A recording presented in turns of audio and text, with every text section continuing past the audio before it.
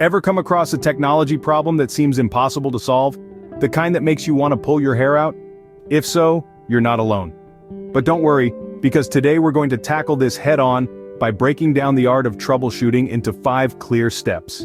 The first step is to identify the problem. This involves gathering information about when the issue started and collecting details on any recent changes or events. It's crucial to consult users or stakeholders for additional insights. They may provide valuable information that could help in locating the source of the problem. Next, we're going to isolate the cause. This is where the divide and conquer approach comes into play. You'll want to check components one by one to see their impact on the issue, ruling out potential causes systematically. This step is all about narrowing down possibilities. Once we've isolated potential causes, it's time to develop a hypothesis. Formulate educated guesses about the root cause, prioritizing these hypotheses based on likelihood and impact. Remember, common issues related to the symptoms observed are often the culprits. Now that we have our hypotheses, it's time to test them. This involves conducting controlled experiments to validate or invalidate these hypotheses. Diagnostic tools or methods can be used to gather more data.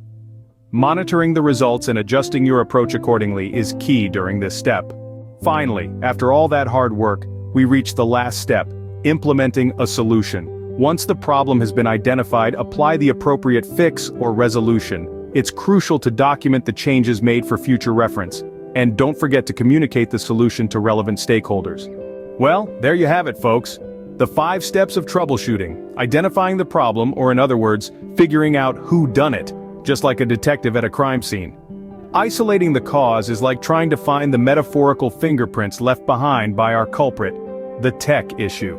Next comes developing a hypothesis, or as we like to call it, putting on your Sherlock Holmes hat and saying, "Elementary, my dear Watson."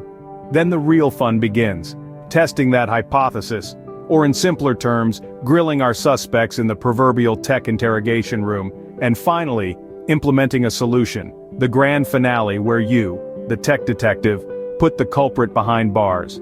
Troubleshooting might sound like a chore, but think of it as solving a tech mystery. It needs patience, systematic thinking, and a bit of detective work.